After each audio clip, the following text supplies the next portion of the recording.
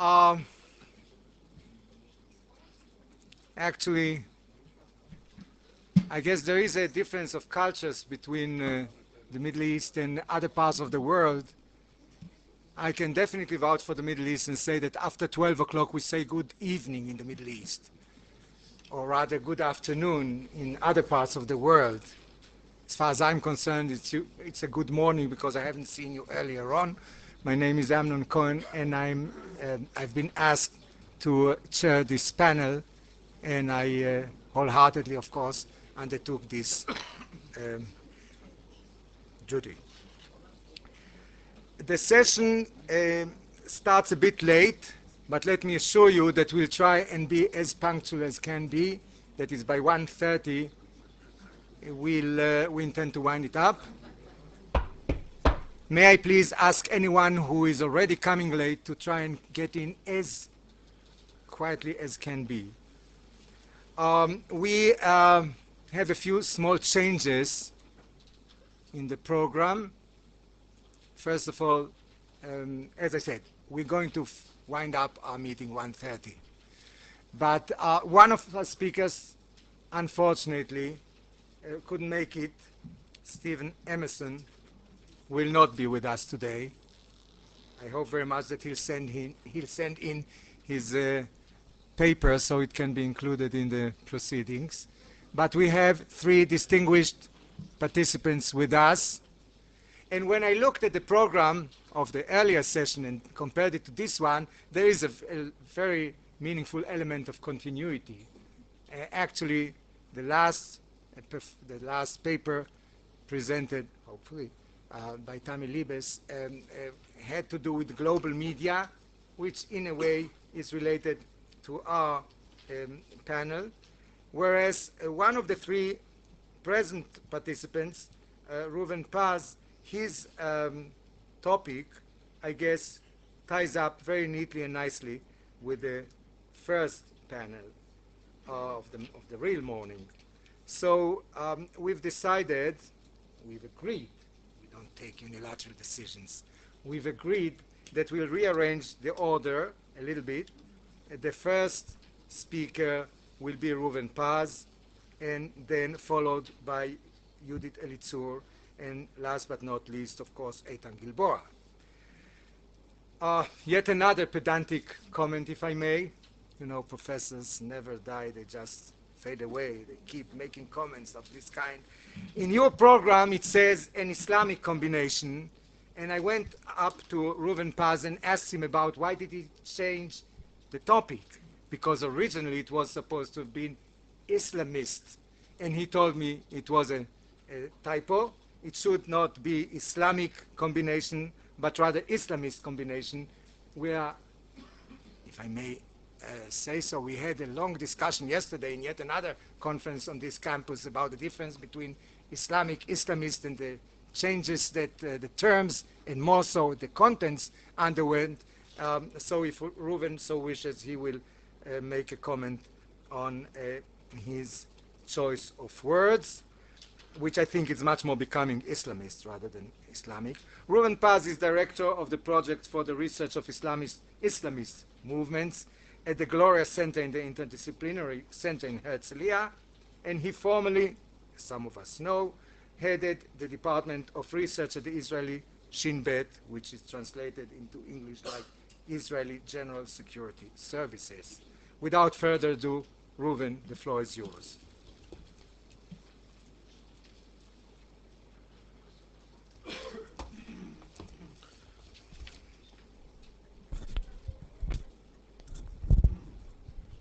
Thanks.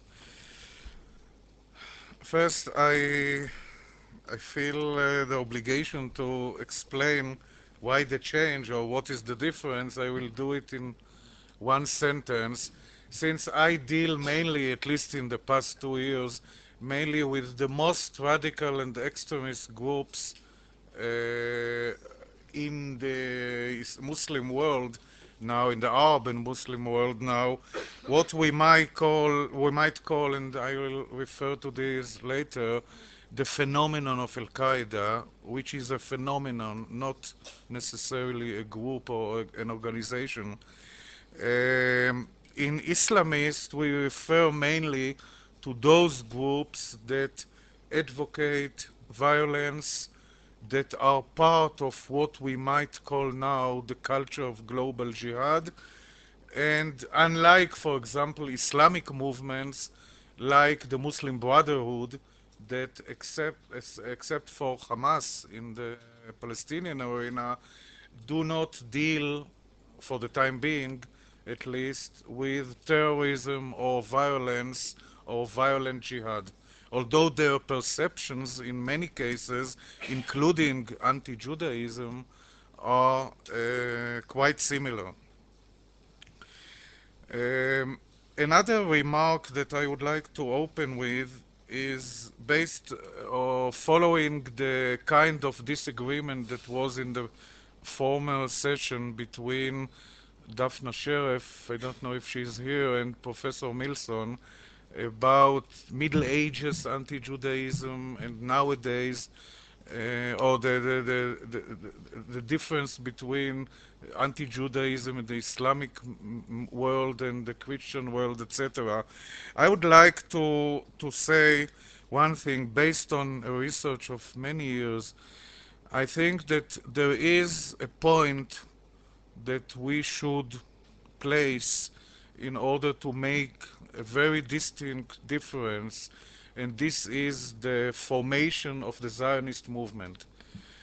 Unlike the threat or the kind of threat that Muslims might feel in the Middle Ages, the formation of a political national movement by the Jews was regarded, is regarded by the Muslim world as a threat for their sovereignty over a land which in their view is supposed to be under Muslim sovereignty, and this became also a political debate, not just ideological, religious, culture debate like in the Middle Ages. This presentation is actually a result of 3 researches that I am doing in the past year or 2, especially since the September 11 attack in the United States.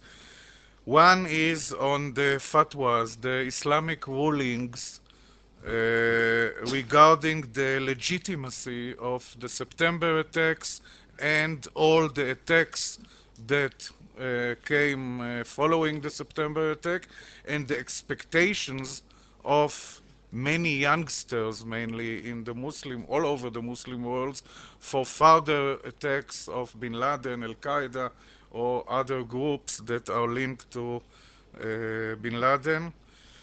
The second one is about Islamic rulings that give legitimacy to the suicide bombings or suicide operations, an issue which is in debate in Islam. It's not automatically authorized or legitimated by every Muslim scholar or cleric. And the third one is about Islamic rulings that give legitimacy for the use of the internet. And let me start by one introduction about Al-Qaeda. I mentioned earlier that I'm referring to it as a phenomenon. Actually, Al-Qaeda is, in my view, or in my definition, an open university. Al-Qaeda is not a terrorist movement, or let's say it's not just a terrorist movement, a terrorist organization, etc. And it is, first of all, a university. For those of you who are familiar with the Islamic term of madrasa, this is a one big madrasa which intends to become one global madrasa. And for that matter, the internet became the most efficient, available, possible means of spreading and distributing their messages and the teachings of this open university. And I don't want to repeat what was said yesterday by several of the speakers about the use of the internet, etc. But if in the case of hate groups or right-wing groups, we are talking, after all, about a marginal phenomenon on the web. In the case of these Islamist movements, scholars, intellectuals, clerics, etc., we are talking about, in my evaluation, and I follow these websites on a daily basis, we are talking at least about several hundreds websites, chat rooms, and all kinds of forums on the net, which are very active all over the world, and mainly in the Arab world and among Muslim communities in Europe and North America. If to conclude this introduction, I would like to say that we are witnessing in the past year the turn of Al-Qaeda after the loss of Afghanistan as a territory with freedom of activity, freedom of training, etc. We are witnessing a kind of virtual Al-Qaeda. The group or the front of groups or this open university became a virtual Al-Qaeda, and I hope very soon to publish about it a very long article named alqaeda.com. Yet, if we are trying to analyze the modus operandi of Al-Qaeda, I would like just to read for you a short paragraph from an article written by Dr. Abdallah Azam, the spiritual father of Al-Qaeda, and actually the one who gave Bin Laden and the other Arab volunteers in Afghanistan in the late 80s the idea of Al-Qaeda. And among other things, this is an article he published in April '88, which actually became the basis for the formation a year later of the office that became later on the Office of Services that became later on Al-Qaeda. This movement will represent the spark that would ignite the potential of the nation, Ummah. It will carry out a long jihad in which the Islamic movement will provide the leadership and the spiritual guidance. The long jihad will bring people's qualities to the fore and highlight their potentials. It will define their positions and have their leaders assume their roles to direct the march and channel it. After all the tribulations, Allah will install them in the land and make them the outer manifestation of His might and the means to the victory of His religion. Holding of arms, the believing group should not be armed before having undergone this long educating training, which they call tarbiyah, because those carrying arms could turn into bandits that might threaten people's security and do not let them live in peace. They acknowledge themselves that before the formation of terrorist groups and terrorist operations, they have to move through a stage of education. Now, coming to I prefer to use actually anti-Judaism rather than anti-Semitism in regard to this group of groups and movements and ideas. There is one main innovation. If I can take what Professor Milson talked about in the previous session, I might say that this has already become a kind of a classic Islamic anti-Judaism. In the 90s, the phenomenon of what we might call in general Al-Qaeda brought some other innovations that actually totally blurred the distinction of two kind of elements.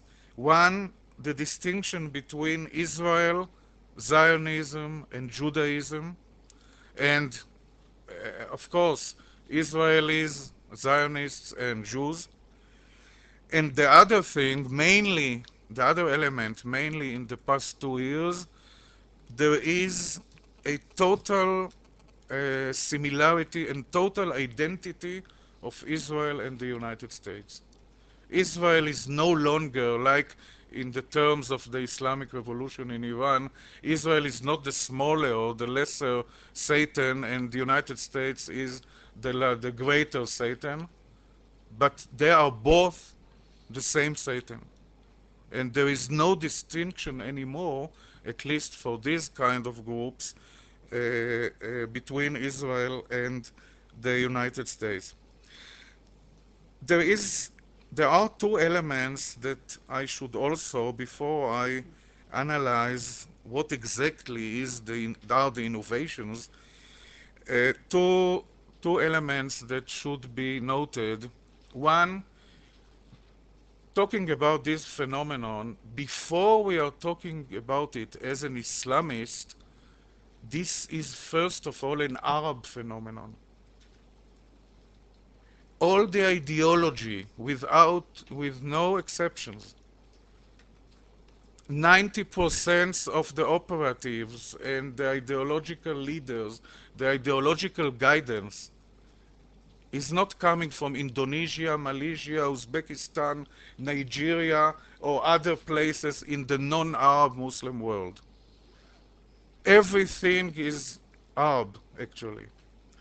And this is very important, talking later about their anti-Jewish notions, and the fact that we are talking here about ideology that emerged on the background of a direct conflict with the Jewish state or with the Jews, where in other parts of the Muslim world, even if there was from time to time, or there is from time to time, a sympathy for the Palestinians, sympathy for the Arabs or the Palestinian side of the conflict, first of all, there are no Jews.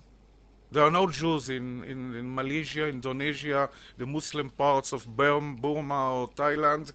There are some Jews in Central Asia, even in Chechnya, but they are marginal element in their societies, after all. There are no Jews in Muslim Africa, and I refer to Central Africa, not to North Africa, etc.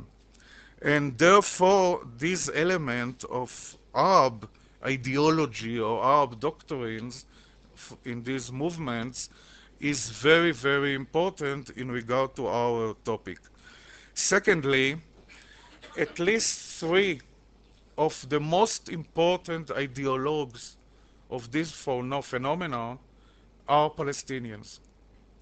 The most famous of them is Abdallah Azzam, who is also quite known to the Palestinian people in the territories, but the two others, for example, are totally anonymous to the Palestinian people in the territories, but they are very famous all over the Arab world. One is a guy named Omar Abu Qatada. He's more famous under his nickname Abu Qatada, living in London under political asylum from the British authorities since '93.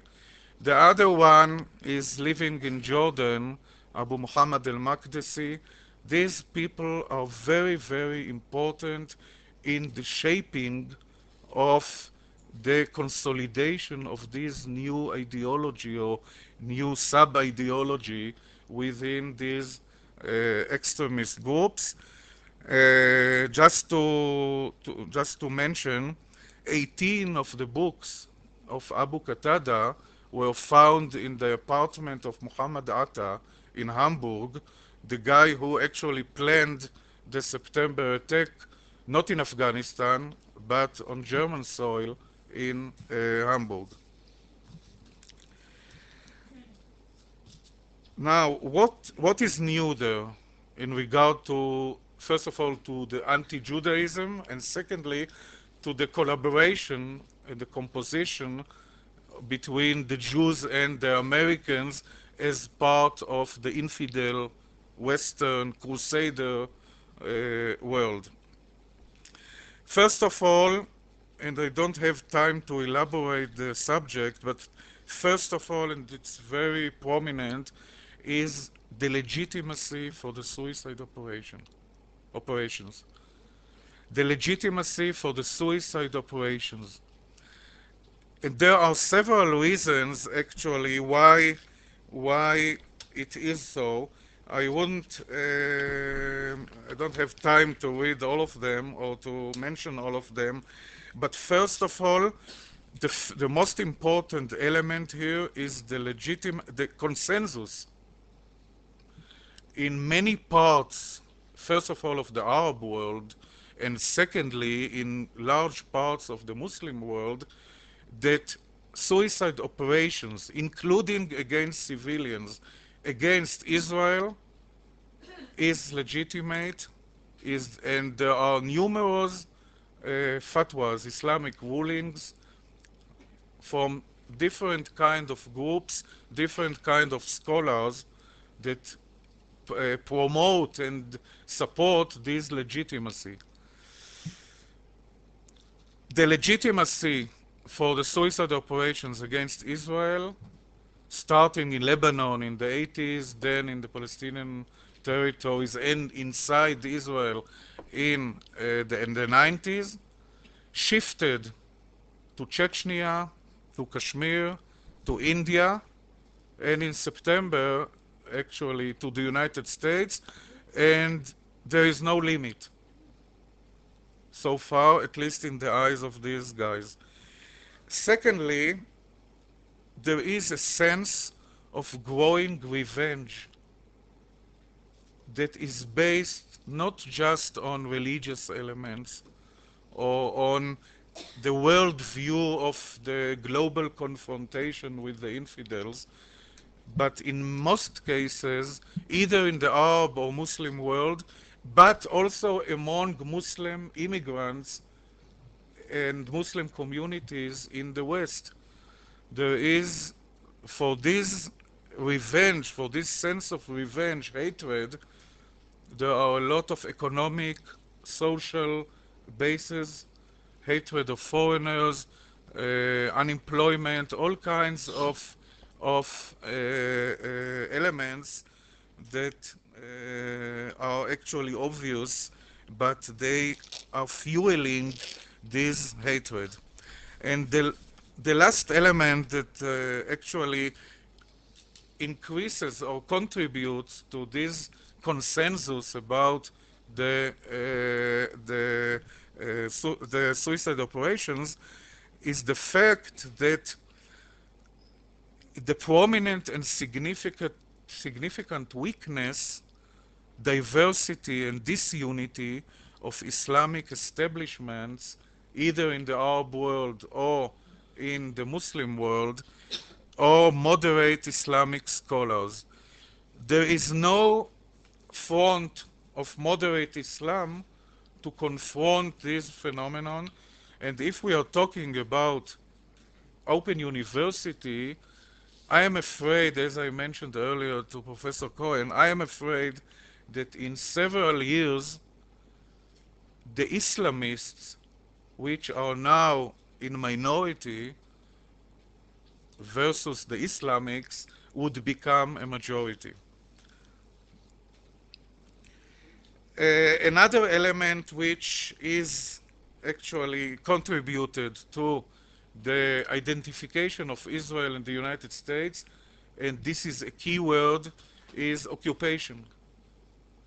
Until 91, there was only one occupation, but it was, of course, in the eyes of the Muslim world, it was supported and even maybe promoted by the United States. Since 91, the United States itself became actually an occupier and were in Arabia, in the most sacred land of the Muslim world. And therefore, there is another element to identify or to contribute to the edification of Israel and the United States.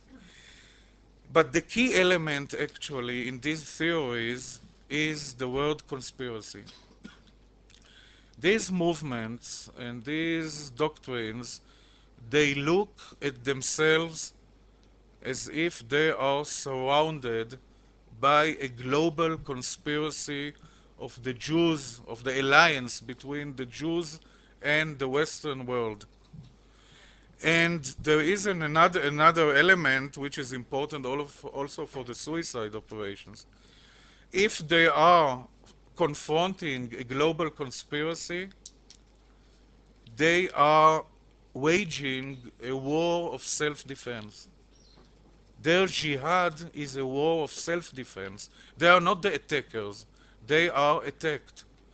Therefore, there are no red lines in the retaliation to this conspiracy.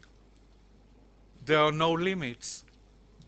Everything in the framework of the counter war, of the counter jihad, is permissible.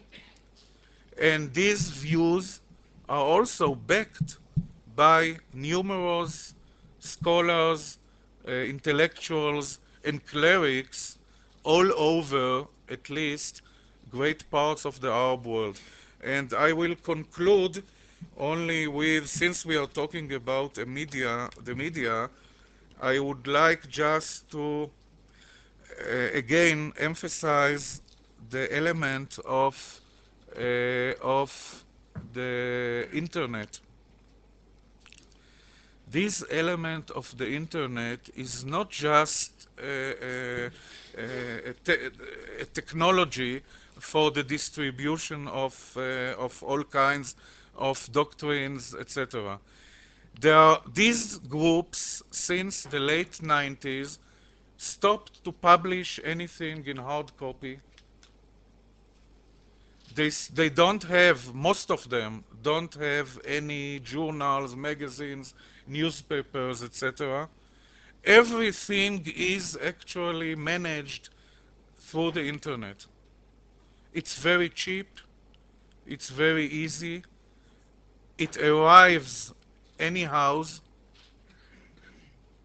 and the use of it is not just in order to spread the messages, but there are, in my estimation, at least 100 websites of clerics, intellectuals, and scholars, mainly those that belong to the Saudi Islamist opposition, those that look at Saudi Arabia also as a kind of infidel country. And these websites actually give the whole block of support for this phenomenon, which is so far just growing. Thank you.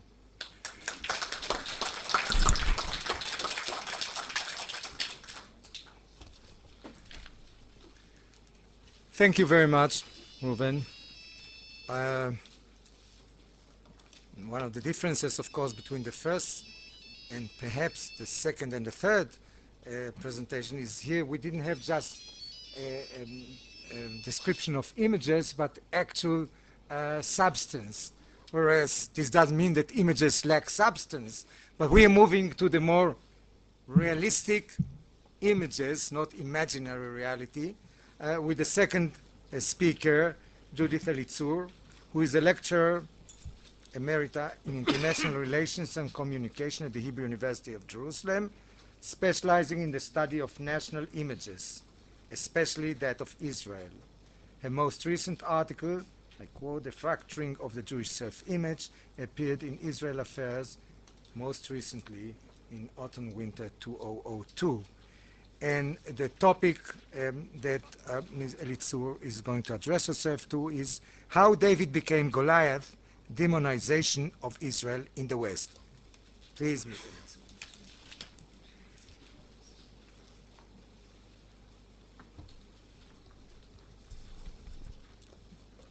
Usually, English is spoken at a relatively slow pace. You can think around what you're hearing. The Hebrew of the younger generation is so fast that people of my generation have trouble understanding it somehow. But what I think I'm going to have to do because of limitations of time is to talk English as though it's modern young people's Hebrew. Okay? Right. Yes, today Israel is Goliath. It wasn't always so. Quite the opposite. Israel in 1948 was seen as a weak David, so much so that very few, including the Jews in the diaspora, very few were convinced that it would survive for long. How can we explain the transmutation into a figure which arouses antagonism abroad and despair as well as denial in Israel itself? I think what I have to say will provide some kind of a framework for many of the remarks which we have heard yesterday and today. At least three factors play a role in this change. First, the unique nature of Israel's image. Secondly, the invidious consequences for image of a protracted conflict situation. And finally, the media treatment of Israel, which includes Israel's sins of omission and commission, as well as manipulation by the Palestinians. Now, national images have long been thought to develop over time as a result of the accretion of events in the history of a people.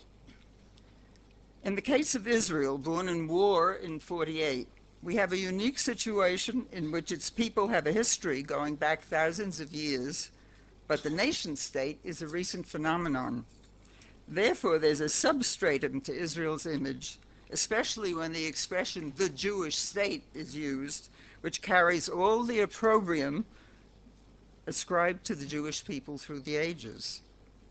Now, if you see Israel through the prism of this problematic historic Jewish image in the West, this has caused serious cognitive dissonance on more than one occasion since 1948, whereas a reasonable amount of power, especially military might, is considered to be a normal attribute of a modern nation state. In the case of Israel, this is not always so, because of the theological reluctance to give legitimacy to its very existence. As long as Israel was seen as weak, this fit the image of the powerless Jew, the eternal victim in history. The Christian world held this image, arising as it did out of the premise that the deniers of Christ deserved their victim role, at least until the Second Vatican Council in '65, which absolved the Jews of today, but not necessarily those of the year 33 CE, of any guilt for the crucifixion. The weak little David of 1948 did not cause any dissonance, but 1967 turned this image on its head. What theological right did this powerless entity have to display such might? And the failure of the churches in 1967 to express any degree of support for a victorious Israel was a clear indication that the underlying Christ-denying Jewish image had caused a paralyzing dissonance which still holds in many quarters today. Now, since 1967, there have been additional examples of this subliminal image surfacing in times of tension. Political cartoons in newspapers are an interesting indicator. For example, during the 1982 Lebanon War, a California paper carried an editorial cartoon of a crucified figure on the cross, labeled Lebanon, with Israeli soldiers, not Roman, at his feet.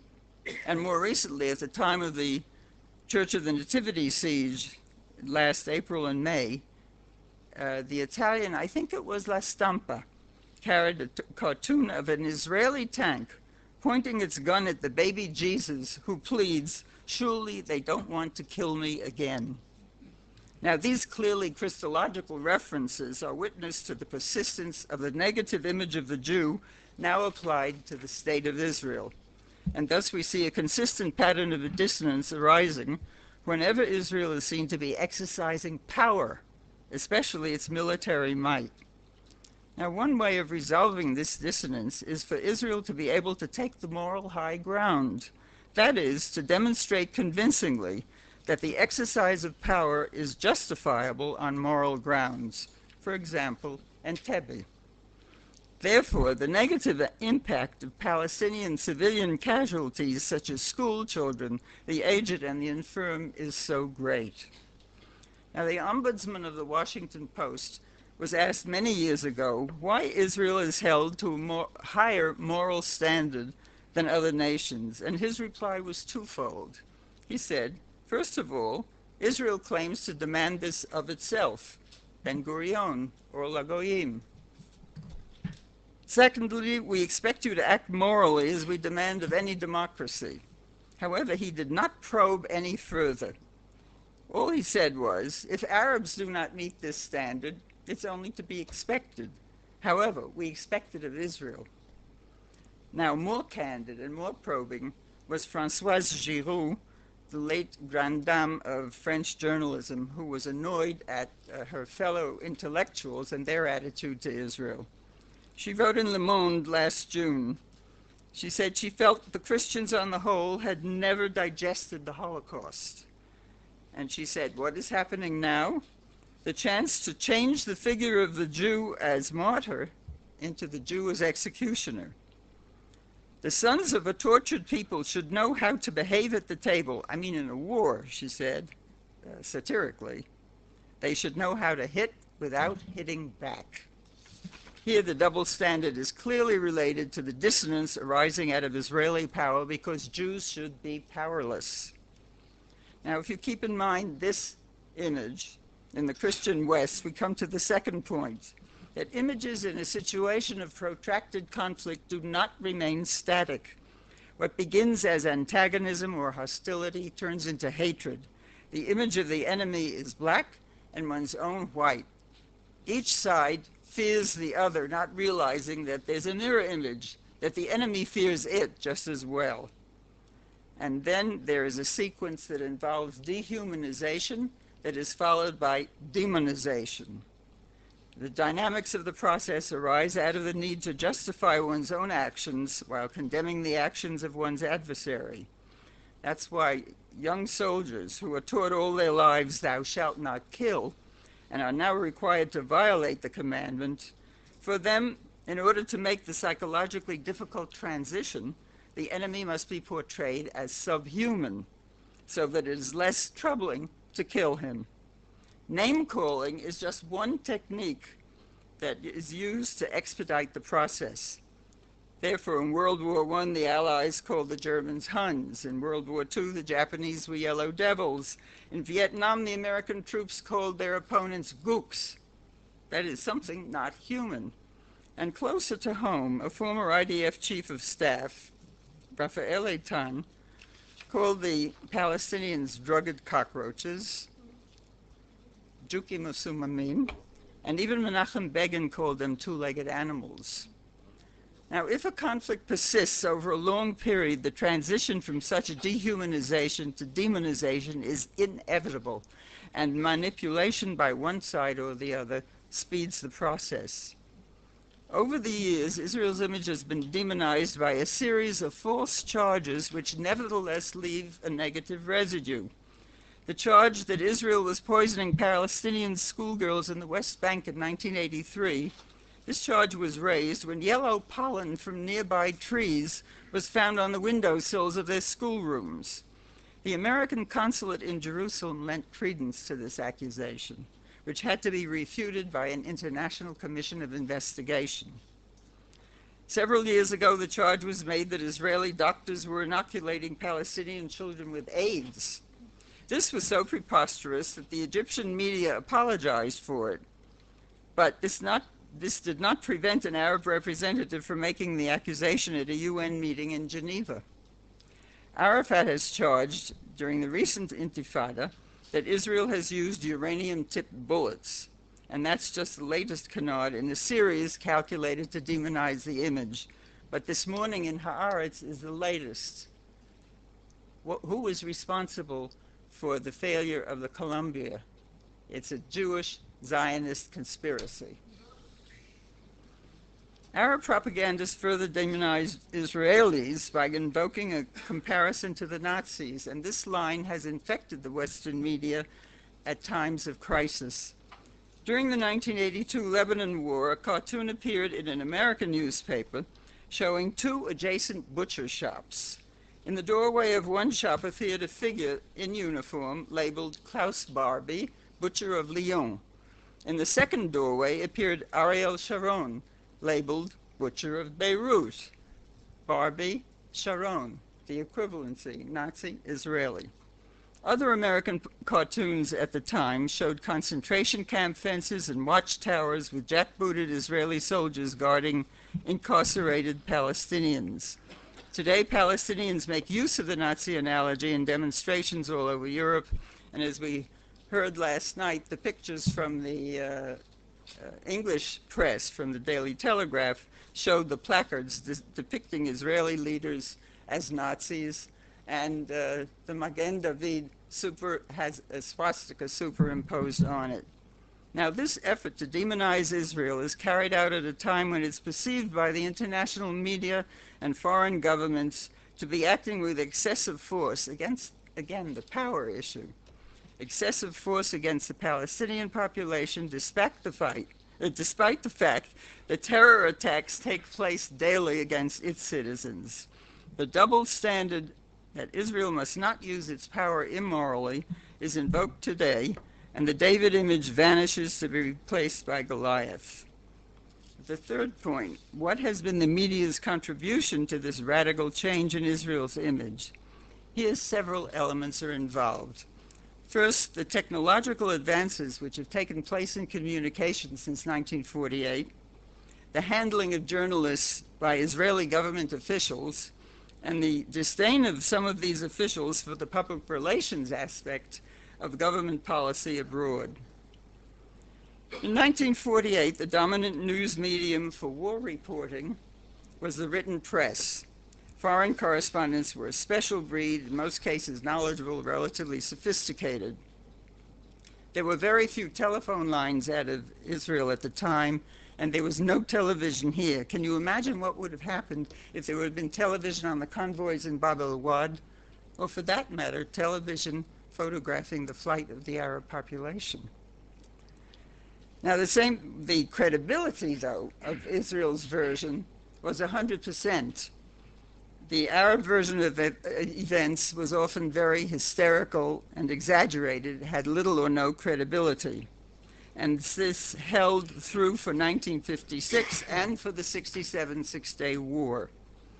Now, the 67 War was probably the last one in which the written press dominated. The journalists were treated by the government press office with tender loving care, and this was reflected in the coverage.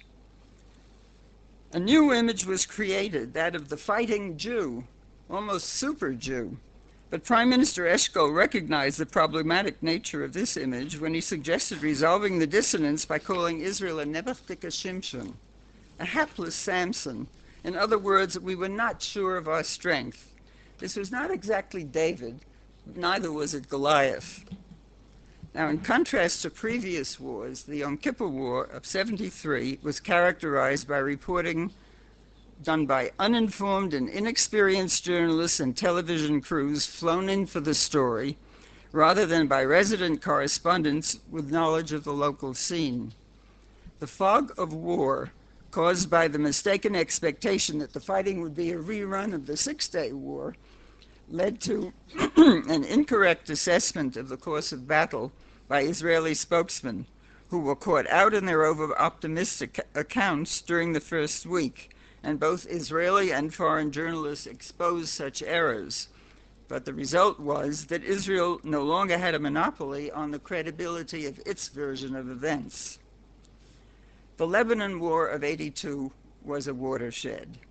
The mishandling of the press, written and electronic, compounded the question of Israeli credibility. The attitude of Defense Minister Sharon and IDF Chief of Staff Raphael Eytan at that time towards the media was extremely negative from the outset. Sharon, angered by Israeli reporters' criticism, called them poisoners of wells, using an anti-Semitic canard from the Middle Ages. The IDF, for its part, banned reporters from the front, saying it couldn't be responsible for their safety. Well, when you have to get a story, you do anything. What was the result? Since they were not allowed access to the front, from the Israeli side, the foreign journalists almost all decamped to Beirut. There, the PLO was very eager to accommodate them. They were much more sophisticated by then, on condition that the Palestinian versions of events be accepted. And these journalists, running in a pack, every fabrication put out by the Palestinians was faithfully relayed by reporters lest they be cut off from their sources. And furthermore, the Israeli side was slow in countering such falsehoods. By the time its version was presented, too often the stories were dead.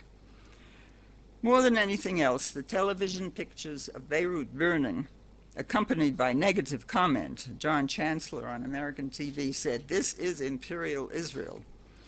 This put an end to David's image. There was unanimous media condemnation of the bombing of civilian areas in Beirut, and the tragedy of Sabra and Shatila capped the transformation of David into Goliath. The huge demonstration in Tel Aviv to protest the massacre did not reverse the metamorphosis which dominates the media today. Now, since the Gulf War in '91, television has been able to cover events in real time. This means that the parties to the conflict have no way of controlling the material or editing it, the material that's broadcast, nor can they censor any undesirable stories. The government press office in Israel, and especially its director, now has an antagonistic relation with much of the foreign media because of this technological problem. Another point of friction is the use made by foreign networks of local Palestinian photographers, who obviously flood the media with Israel as Goliath images. Now, in the first Intifada, as we heard this morning, the icon became armed Israeli soldiers versus Palestinian youths armed only with slingshots. In the current Intifada, the killing of Mohammed Dura has become the most prominent icon. And somehow, the government press office here has not been able to supply pictures of comparable emotional impact, so that the victim image has been completely taken over by the Palestinians. And for its part, the Palestinian Authority has kept a tight watch over material sent by foreign networks from its areas. And the classic example, which we saw last night in the film, the classic example of its heavy hand was a public apology demanded of Italian television for the sin of broadcasting pictures of the lynching of the 2 Israeli reservists in Ramallah. Now, 2 case histories illustrate the demonization of Israel that has taken hold in the media. The first case was the controversy over Israel's actions in Jenin between March 29th and April 21st last year. The fact that for days the international media, not only the Western, swallowed totally and uncritically the charge that a massacre had taken place was a clear-cut demonstration of the impact of the demonization campaign which Palestinians have promoted for so many years.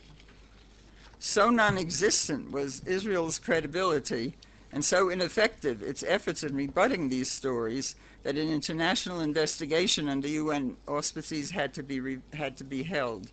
At first, Israel said it would cooperate. Then the government reversed its position, giving it another black eye. When the smoke finally cleared, the official report of the Secretary General of the UN said at least 52 Palestinian civilians were killed. The Israeli government said that of this number, 38 were armed fighters. In England, both the Independent and the Guardian trumpeted the massacre charge, only grudgingly admitted afterwards that there was no evidence for this, and one headline read, "Massacre no, brutality yes." In other words, Israel was and still remains Goliath. The second case, of course, is the siege of the Church of the Nativity. I'm not going to go into the theological aspects of it, but the enduring image of the siege is not the filthy interior of the church at the end of the standoff, but that of the Israeli tank standing outside the entrance in Manger Square. Rebuttal of Palestinian accusations was not made enough of a priority by the GPO. It was left for the most part to one of the IDF officers on the scene who did his best, but this was no match for the endless canards about starving and wounded refugees in the church put out daily by the Palestinians. Arafat, as the defender of Christianity, may not have been too convincing, but Israel as the enemy of Christianity came across much more clearly because of the underlying negative Jewish component in the image. Now, in all honesty, this analysis would not be complete if we did not ask whether Israeli behavior has not contributed to the intensification of the Goliath image in the past 2 years. How can the media present Israel as David when the prime minister, who for image purposes symbolizes the nation, said on March 4th last year, "It won't be possible to reach an agreement with the Palestinians before they are hit hard. If they aren't badly beaten, there won't be any negotiations. First, they have to be beaten so that they get the thought out of their minds they can impose an agreement on Israel." Other cabinet ministers, including Eytan and Shaul Mofaz, have used much the same language. This is Goliath unashamed.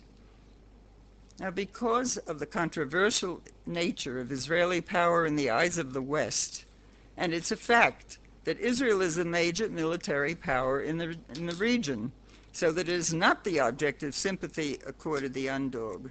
Officials who deal with the media must be aware of the problem that this creates. Israel can either be perceived as powerful and benevolent, a kind of jolly green giant in American terms, or powerful and threatening, a Goliath, depending on its actions. Yet, time and time again, disdain has been shown for this. Prime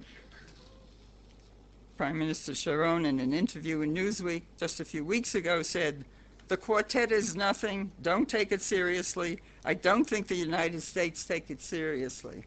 Now, this had such deep diplomatic repercussions that the Prime Minister's office had to repair the damage by stressing that the Bush administration sees eye to eye with Sharon. But the next day, Secretary Powell said, the United States supports the quartet. So Prime Minister Sharon, as the bull in the china shop, only reinforces the Goliath image. In conclusion, one must concede that the demonization of Israel's image has succeeded to an alarming extent, and not only in the Western media. The power component in Israel's image is at the root of theologically based dissonance in the Christian West, and in a situation of protracted conflict, demonization of one side by the other is inevitable. In turn, this has led to the perception of Israel in the international media as that of a Goliath unjustly exercising excessive force against a hapless Palestinian victim. The inadequacy, if not the ineptness, of Israel's current information effort has also contributed to any media bias in favor of the Palestinian David. Thank you.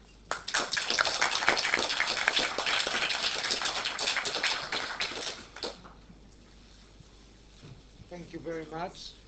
And we move straight on to the last presentation of Professor Eytan Gilboa, who is a professor of government and communication at Bar-Ilan University. He's taught at the Hebrew University and many American and European universities, including Harvard, Georgetown, and so on. His best-known book is American Public Opinion Toward Israel and the Arab-Israeli Conflict, and his most recent book, came out last year, is Media and Conflict, Framing Issues, Policymaking, Shaping Opinions. Professor Gilboa, the floor is yours.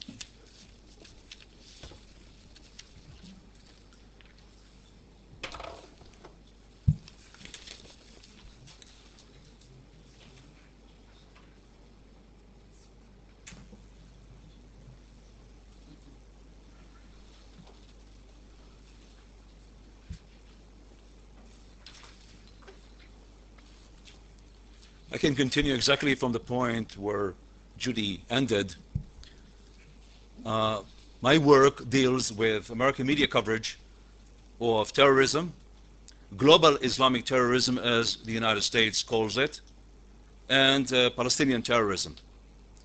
Most specifically, I'm interested in American media coverage of terrorism in light of the attacks on September 11 in New York and Washington, and by comparing the coverage of global Islamic terrorism and Palestinian terrorism, we can say a few words about perhaps American-Israeli relations.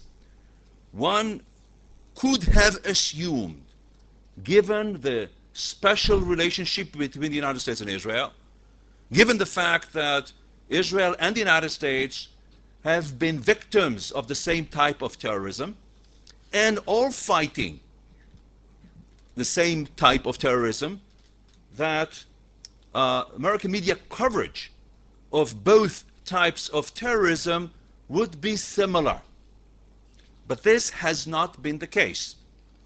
Framing and basic attitudes in the American media toward terrorism, toward the global terrorism and the Palestinian terrorism have been very different, and I'll be trying to explain why this has been the case.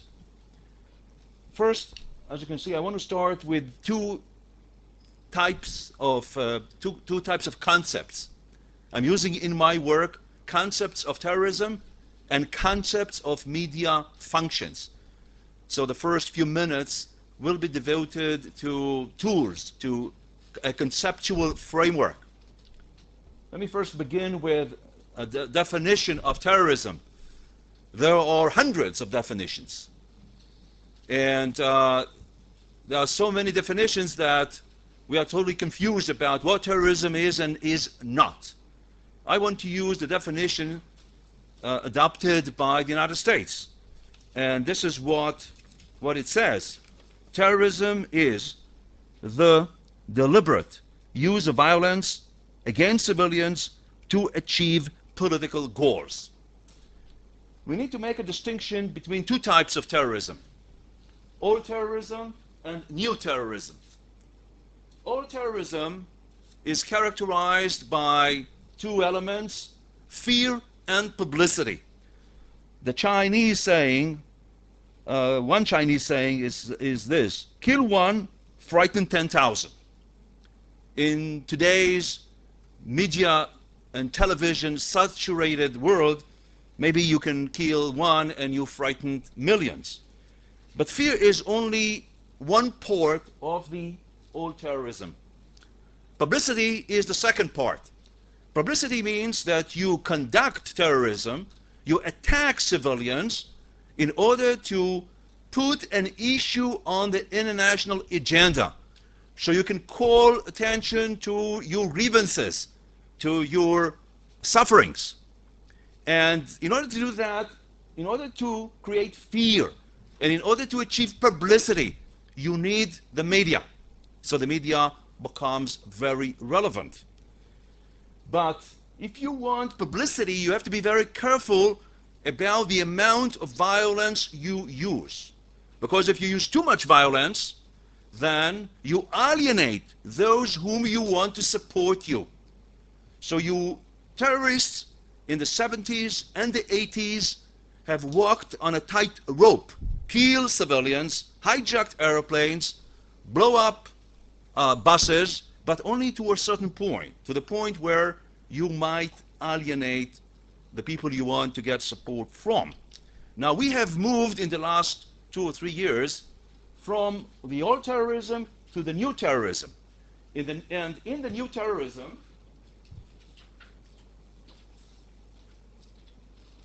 we can still see fear, which is the basic purpose of terrorism, but also other things. We see all-out war. The purpose of the new terrorism is to kill as many as possible and to destroy as much as possible. Forget about sympathy. I don't want sympathy. I want to destroy you. The second element is the source of that kind of terrorism. And the source of, or the main source of the new terrorism is religious and cultural beliefs. This is why we talk about perhaps wars of culture. And the third element is the willingness to use weapons of mass destruction. If you combine all the three, 2, 3, and 4, you get perhaps the reason why the United States wants to go to war to Iraq. Because the United States is not only interested in removing weapons of mass destruction in Iraq, but also to regain deterrence against any potential terrorist organization by telling countries that support terrorism and terrorist organizations that if they think about using weapons of mass destruction on American soil, this is what will happen to them. The threat perception of the new terrorism in the United States is very strong. I don't think we appreciate it here enough. And I think this is the main reason for that determination to go against all difficulties to war in Iraq. Now, in many ways, one can say that in recent years, Palestinian terrorism has assumed the characteristics of the new terrorism. Even in the past, when Arafat wanted to attack or to use more violence, he created a special organization for that purpose, like Black September, and this associated himself from that organization. When asked about Black September, Arafat always responded, "I don't know anything about it." Of course, in due time, we have learned that he established it, financed it, and gave it orders. Today's Palestinian terrorism, the one that is practiced by Hamas, Islamic Jihad, and some of the other organizations, Hezbollah, which is not Palestinian, but an Islamic terror organizations, all are interested in not only creating fear, but also all-out war, religious and cultural sources, and kill and destroy as much as possible and as many as possible. It seems like Israel and the United States are facing the same type of terrorism. Now I need to use concepts from communication, concepts that deal with media functions. And I think 3 particular concepts could be very useful in analyzing American media coverage of terrorism. Let me mention briefly major elements of each. We have the traditional approach to media functions, the one that all of you are familiar with. The traditional approach says the media should objectively report on what's going on. It should be impartial, it should be professional, it should not take a stand. This is what usually the media are telling about what they are doing. But we have other concepts that journalists have developed to explain what they are doing. The second function is called journalism of attachment, or journalism of assertion, or advocacy journalism. This type of journalism means that you cannot be objective, you cannot be impartial, because you are a human being. And not only that, you have to take a stand, and you have to take a moral stand. You have to distinguish between aggressors and victims, and you have to attack and criticize the aggressors, and you have to defend the victims, and even you have to campaign on behalf of the victims. And this, for example, happened very vividly in American media and global media coverage of the civil wars in the Balkans, in the former Yugoslavia, from Bosnia to Kosovo. Journalists say, we are going to take a stand. We are not going to report objectively of what is happening. We are going to campaign on behalf of the victims.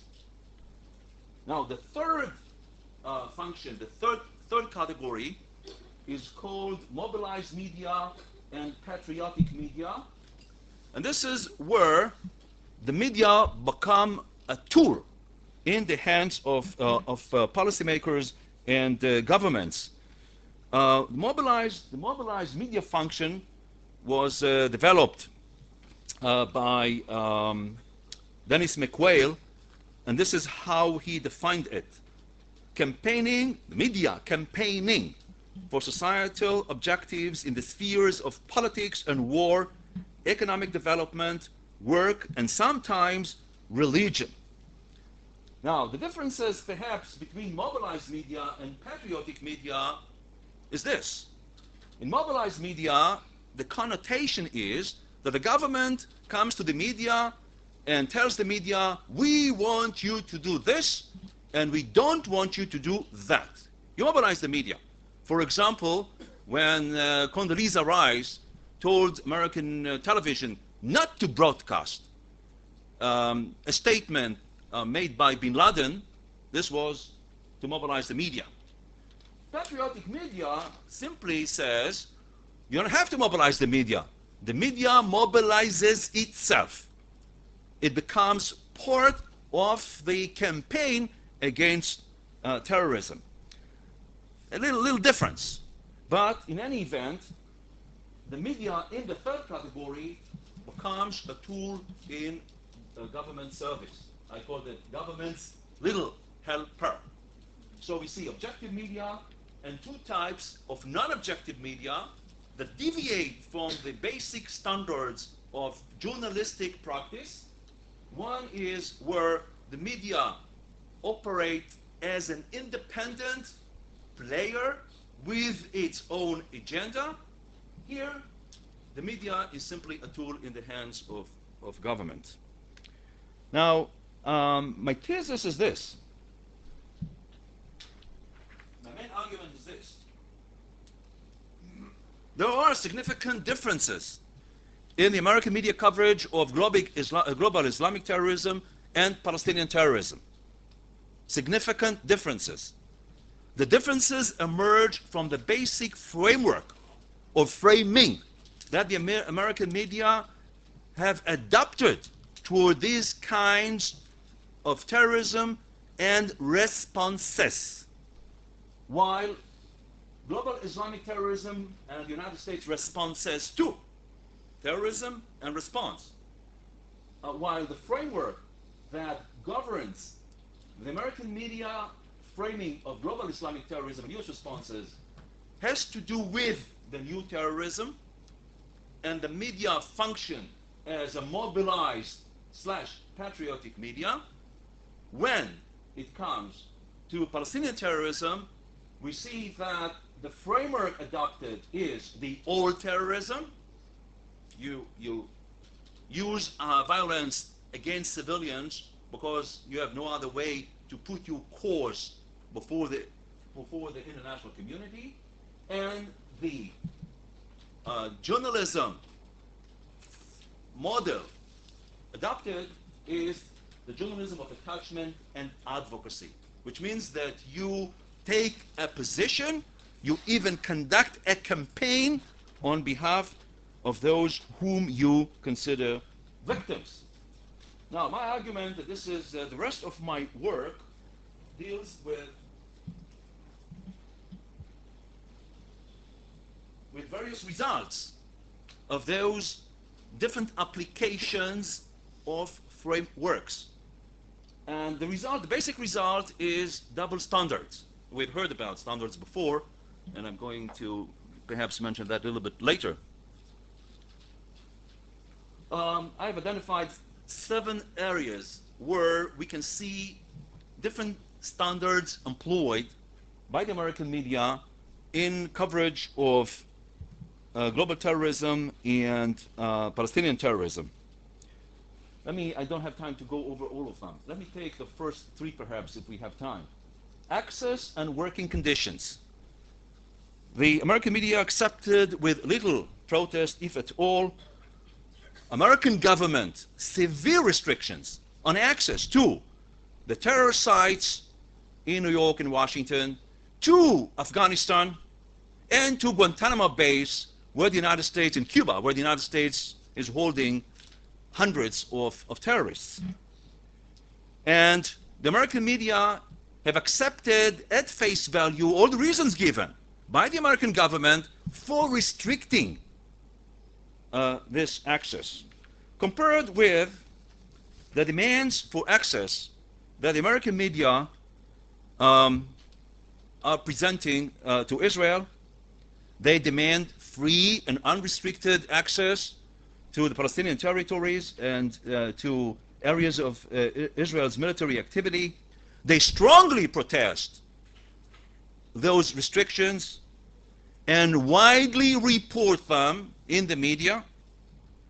At the same time, and here I have to bring in the other side, the Palestinians, at the same time, they are failing to reveal and disclose restrictions, far harsher restrictions, imposed on access by the Palestinians. I cannot go into details here, but it was mentioned earlier.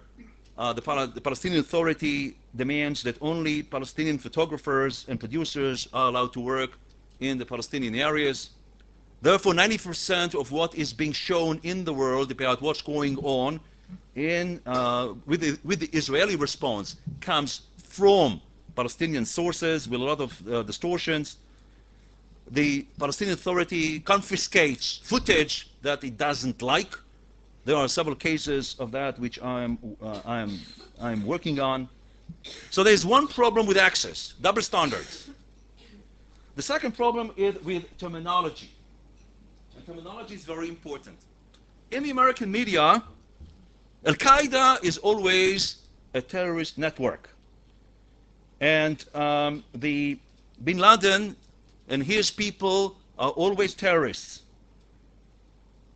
And the attacks in New York and Washington are always described as acts of terror. Compare with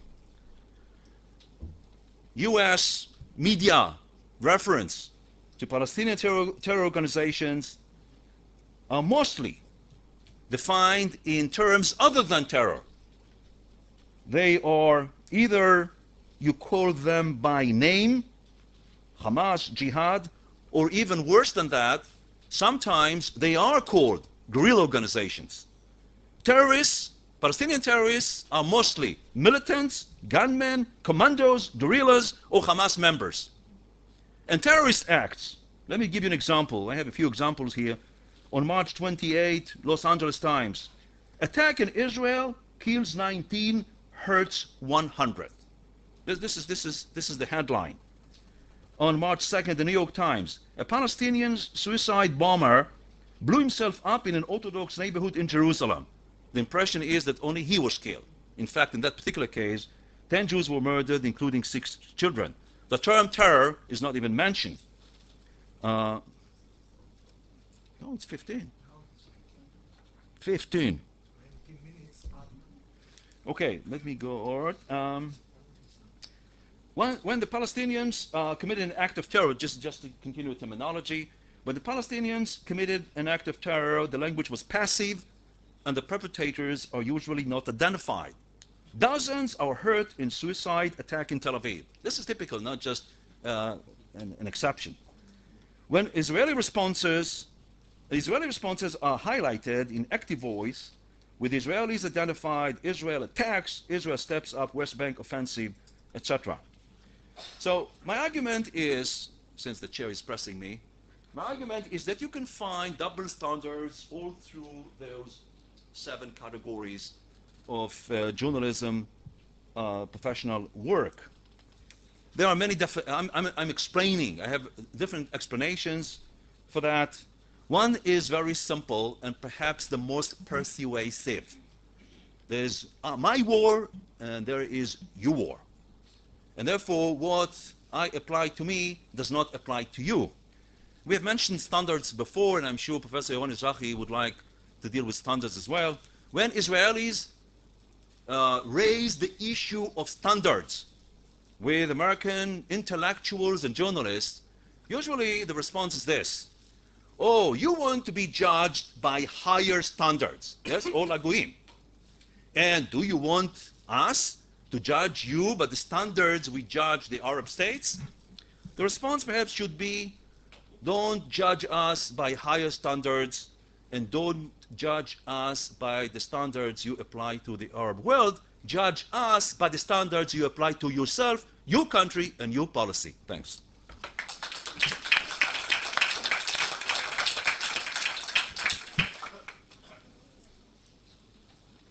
Thank you very much, Professor Gilboa. Last but not least, our discussant, Professor Yaron Ezrahi. Please, come on.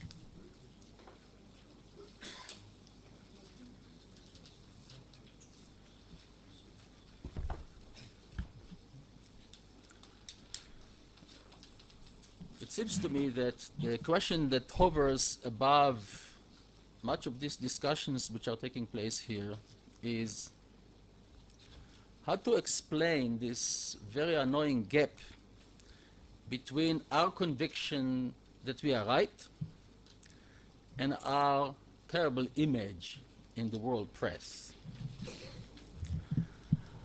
The two standard explanations, the one most popular in this country and among Jews around the world, are anti-Semitism and Islamic fundamentalism.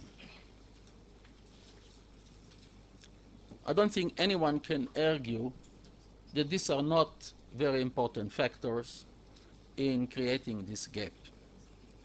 But the problem with anti-Semitism and Islamic fundamentalism as explanations is that they boil down to the idea of total, unmitigated hatred for the Jews and Israel, about which we can do very little. What are we going to create? A counter-theology to deal with thousands of years of Christian anti-Semitism? Are we going to create a counter-theology to diminish the arguments of fundamentalist Muslims? Of course not. Anyhow, the people who lead us today are not good at that. I think that it's a very dangerous thing for us to stay with these explanations, because they encourage fatalism in the face of enormously grave danger to Israel and the Jewish people. We should ask ourselves another question, not how we explain this gap to ourselves, to our satisfaction, but what can we do to reduce this gap? I think this is the most vital question. We can have endless conferences to convince ourselves that anti-Semitism is our greatest enemy, that fundamentalism is our Islamic religion, and fanaticism is our greatest enemy.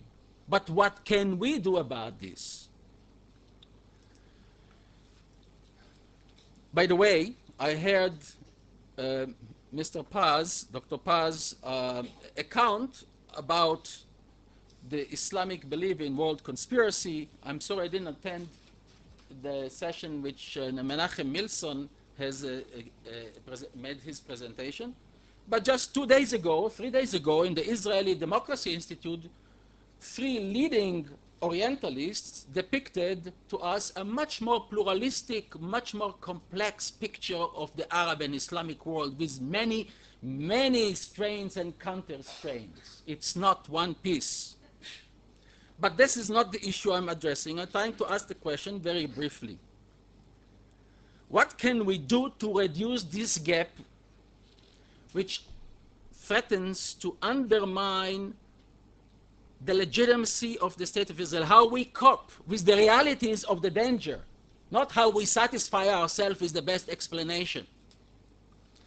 And I think we make a mistake by focusing on the motives of our adversaries rather than with what we can do to render their actions less effective. I think we can also deal with their motives, but this is a secondary significance.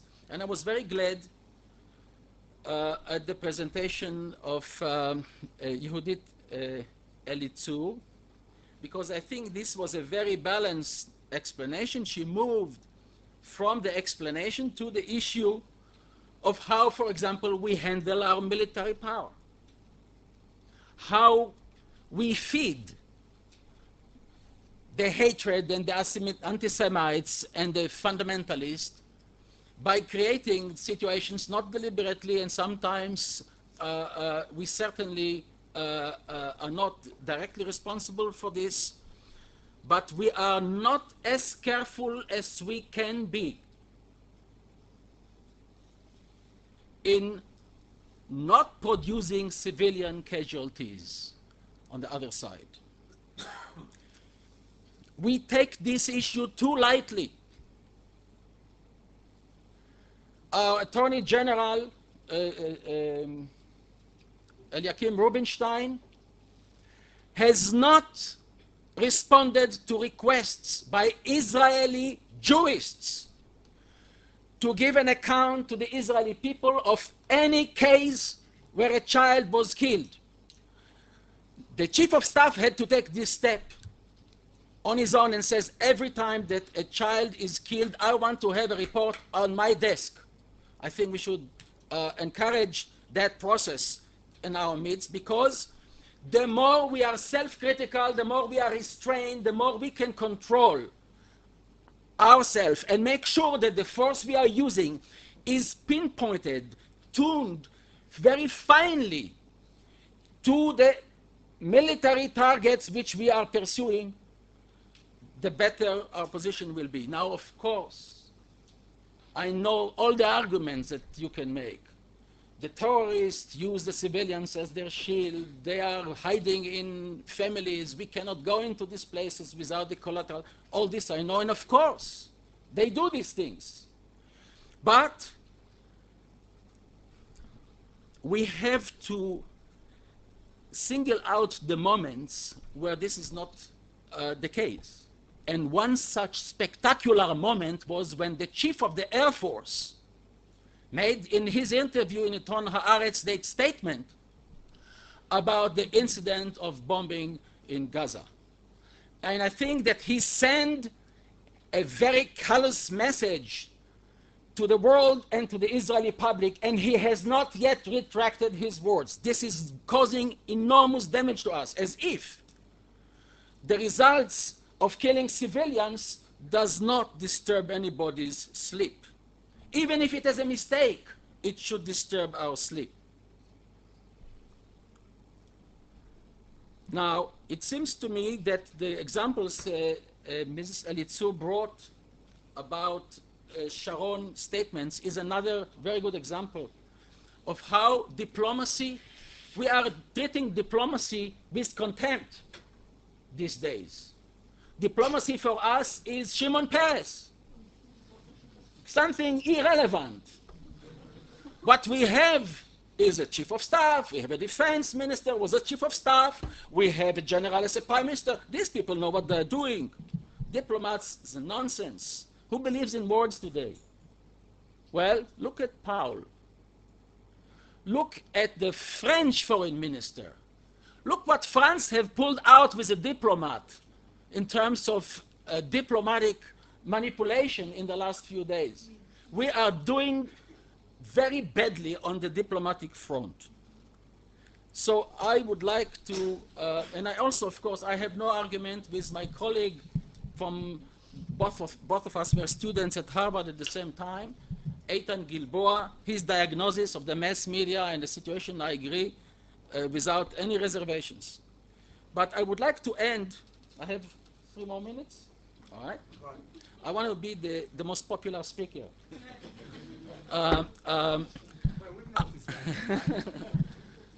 So what I would like to say is that I would like to add one element to this argument.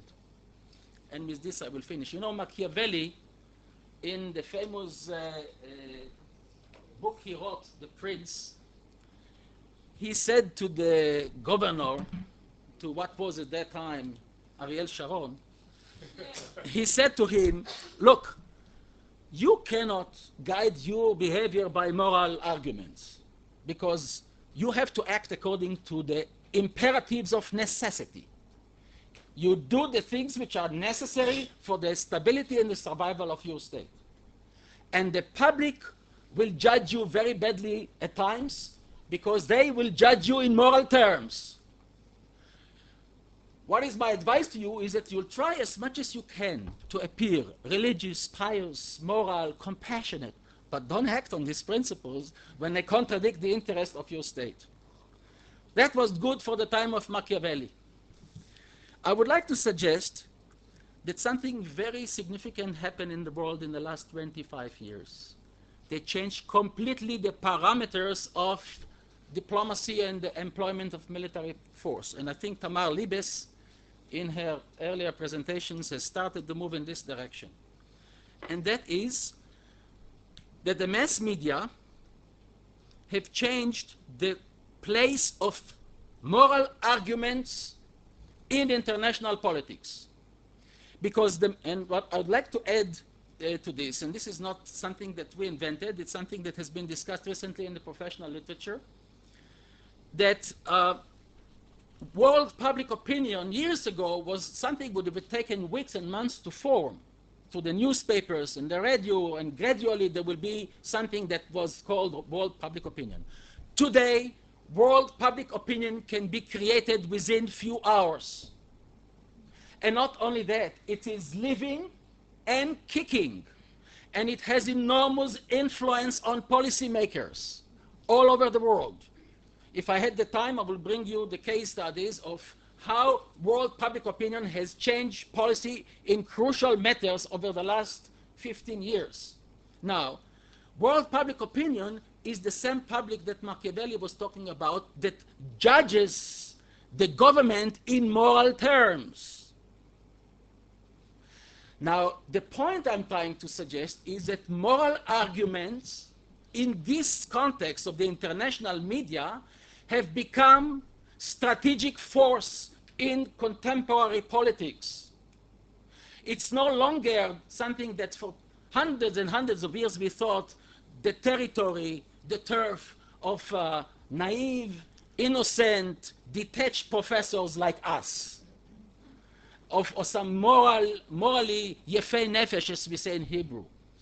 A moral argument today can have the weight of a strategic consideration to act or not to act. And unless we shape ourselves to recognize this, we are going to continue to suffer. I think we cannot afford to ignore this world public opinion with the same statements that Ben-Gurion used to say in the past, shmum, and so forth. Zionism was committed to the idea that we Jews can be a cause in the world arena and certainly can influence our own destiny. But what we see is that by using anti-Semitism and fundamentalism as an explanation for our plight, what we do is we act as classical victims. We say we just react to the world. We don't initiate, we don't create new situation. The question is not what can we do to satisfy ourselves that we are right, but what can we do to change the attitude of our adversary and the world towards us. Thank you very much.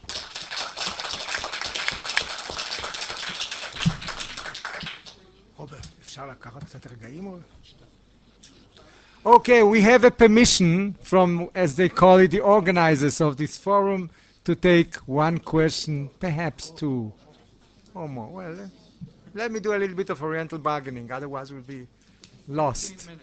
Okay, we have a few minutes. Please raise questions, address them to a speaker, or if you wish to make a comment, make it very, very succinct. Please. Yes, please. Go ahead.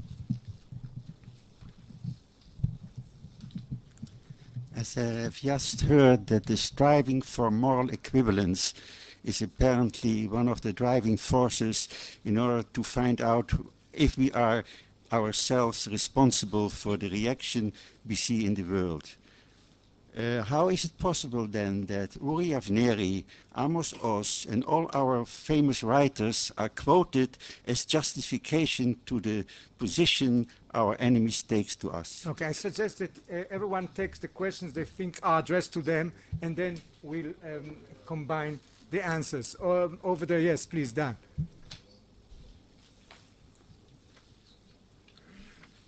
To Judith Elizur, I would like to say I agree with most of your argument, but I don't think we have the option of being David, because David is the one you expect to lose, and then he wins. Israel is in a very long conflict, and in 120 years you can't pull off this trick too often. The question is, if you can't be David, do you automatically become Goliath? And what I would like to point my finger at is that by far the most important element for Israel is deterrence. It overshadows every other consideration. Deterrence. If you don't have deterrence vis-a-vis the Arabs, then Israel simply cannot exist. And deterrence and expected to lose by practically everything are contradictory. And therefore, it brings me back to Tom Lehrer, if some people here remember, in the 1960s, when he said in his song, The Folk Song Army, he has a passage where he says, remember the war against Franco, that's the one where each of us belongs. They may have won all the battles, but we had all the good songs. Thank you. Yes, please, sir.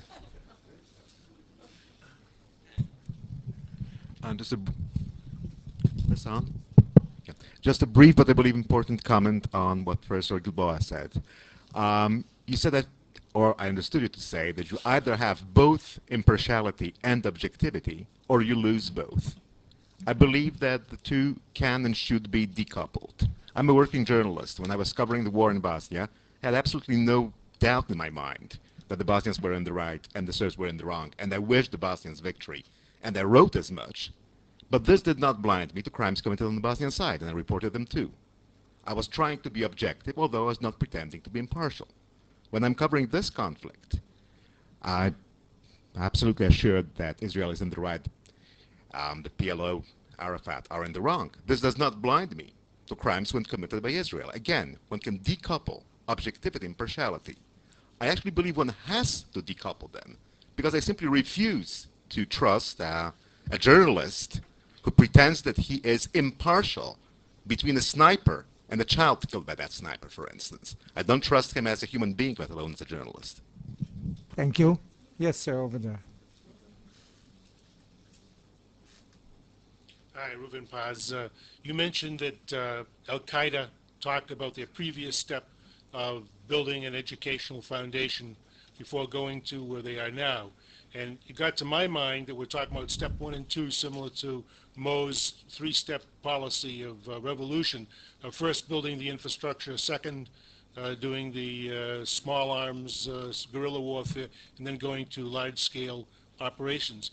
Does Al-Qaeda follow that also? Are they aware of that, that previous model in revolutionary activity? Thank you, sir. Professor Ofer.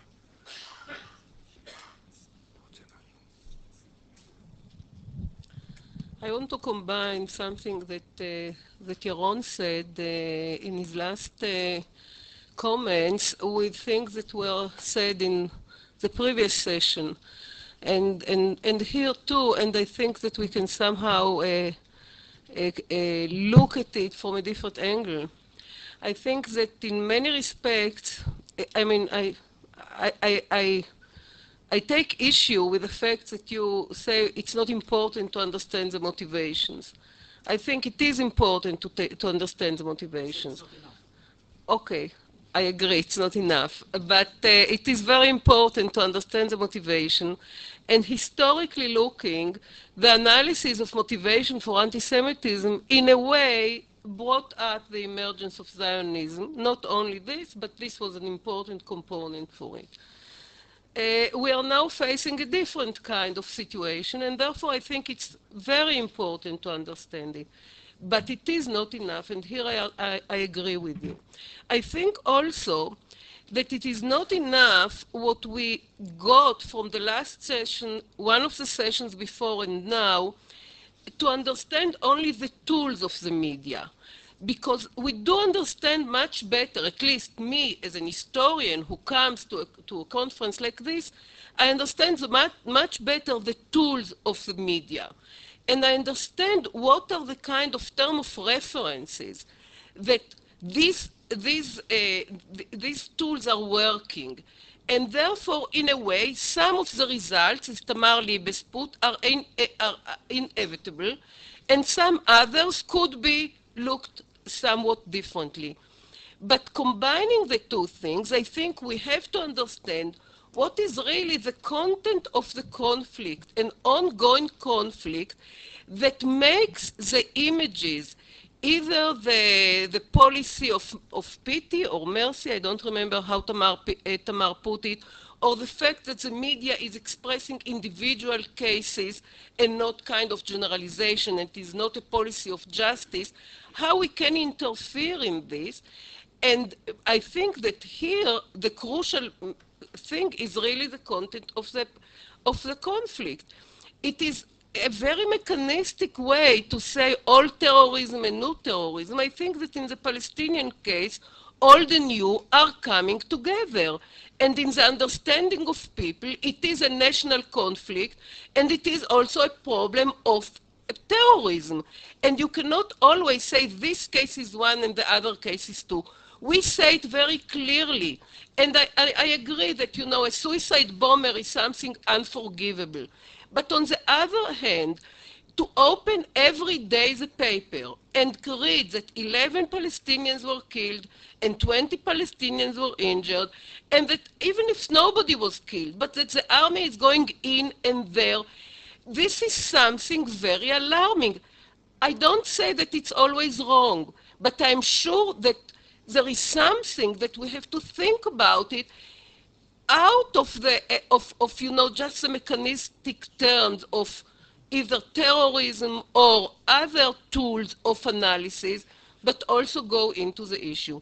And in this respect, I think that what Yaron suggested to all of us is something that, if I'm going back to what I've said in the beginning of this conference, is really of pausing and doubting and thinking. After all, we have the privilege not to be Sharon and not to be the decision makers. Thank you. At this point, I get, Robert, you want to say something? Well, Robert is entitled to some extra seconds. I just have one brief question to Reuven Paz. You mentioned there's no moderate Muslim front that you can see in the foreseeable future emerging to confront the Islamist No, there is no for the time being. For the time being, that's what I'm saying. Yeah, but for the near future. My question relates to Central Asia and Southeast Asia, because there are more Muslims who are non-Arab than there are Arabs. But as you said, the Arab ideology is the dominant one concerning us. But do you see anything developing there? For instance, relating to Kazakhstan, there was this effort at a Muslim-Jewish dialogue just beginning. Indonesia, other countries, very populous. Is there anything there that might be a countervailing force? Well, let's take, everyone will take the questions that were addressed to them. Why don't you start with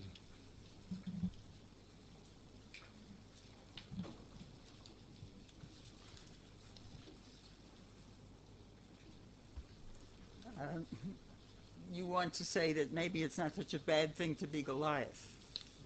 Well, first of all, the Israelis have a hard time giving up the David image because of the shift in context. We don't see ourselves only as against the Palestinians.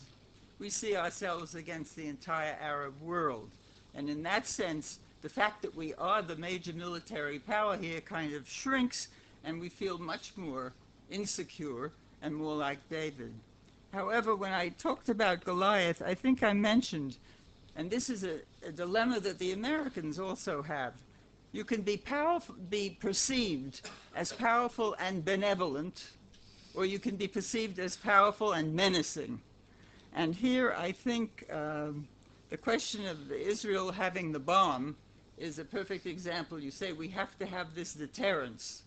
Okay, we have to have it, but let the others say it. It doesn't do us any good to come out with a threat that don't you dare move, don't you dare do things to us or we will use the bomb, as some people in the government are very close to saying. Everybody knows, more or less, that what we have, but it isn't necessary for us to brandish it. Thank you.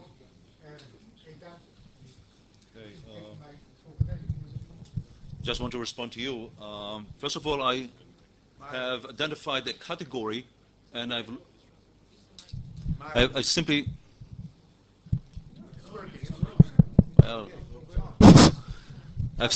I've identified categories of media functions. So in the first category, you would find objectivity and impartiality in the same category. However, and you mentioned Bosnia, you were saying that you can be partial and still objective. This is problematic, to say a little bit about it. First of all, about Bosnia, I'm working on it right now. I'm writing a book about media intervention in international conflict. There's a big debate, first of all, among reporters. For example, Nick Going of the BBC, I've read an article, and he said that Western reporters in Bosnia thought the Serbs were the aggressors, the Muslims were the victims, but then they willingly submitted all kinds of manipulations made on them by the Muslims, and therefore reporting was not accurate. Now, I don't know, I'm just saying there is a big debate between Martin Bell, Nick Going, and some others, and I think this is a very serious issue that I think has to be discussed. I want to respond to one point made by Yaron, and I think I absolutely agree with him that the media, the global media, have become the court of international justice. I think that they are doing a bad job as much as perhaps the Belgian court. However, I agree with him that it's not important whether or not they do a bad job, and they do a bad job. You cannot reject those courts by saying you are doing a bad job. We need to do it, especially in academia. This is why I'm adding that point. So don't be that excited about the media as the ultimate judge of moral standards. In my work, I've shown how this could be very elusive, but we have to take it into consideration because I think this is your most important contribution. Moral arguments are strategic weapons, and the other side is using it in the best optimal way, and we are ignoring it altogether. Reuven, please. Well, as to former revolutionary doctrines, I don't know if they read or what they read. They're not talking about it. I mean, they don't see themselves. They disqualify everything that, and again, I'm talking about the most radicals. They are disqualifying everything that emerged in the West. They are looking at ideologies that either revolutionary or others that came to or that were governed in the Middle East or in the Arab world as imported elements that they should reject. So they are not talking, even though sometimes, sometimes you can take some of these scholars and look at them as if some of them, and Lenin, for example, or Trotsky, for example, much more, were studying in the same classroom. But they are basing each arguments on totally different worldview, etc.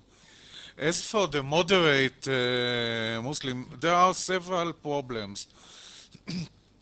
It's obvious that the South Asian and Central Asian Islam and Indian Islam is much, much, much more moderate than what, at least in comparison to all the radical movements that developed in the Arab world.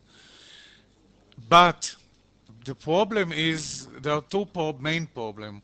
One is there is no unity, there is no cooperation even in the United States, there are several very prominent Islamic scholars who are very moderate, who are Sufis, and therefore they are totally different from those groups that I was talking about. But even the American administration doesn't initiate any declarations, any conference, anything to confront this phenomenon. And the other problem is that talking about all or most, the vast majority of the Islamic establishments, they are totally controlled by the state and by the secular state, except maybe for Saudi Arabia. But in moderate states like Egypt, Jordan, Morocco, Tunisia, even today's Algeria, etc., or today's Sudan, if there was some more independence of this establishment, there could be better unity and better cooperation between themselves. But they first of all serve the interests of the state that pays their salaries and actually appointed them and control them. So so far, and at least for the near future, I don't see the emergence of a real moderate front to disqualify these radical views. There was one question that I think was not answered, and that was about how can we explain the fact that, or what's the implications of the fact that you saw so many quotations of Amos Oz and who else? Uri Avneri.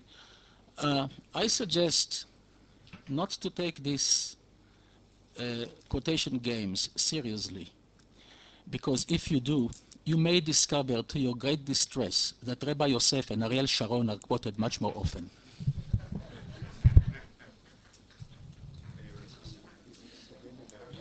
Well, I guess we could have gone on and on, not only because there were some questions that weren't put forward, but because of the importance of the issue.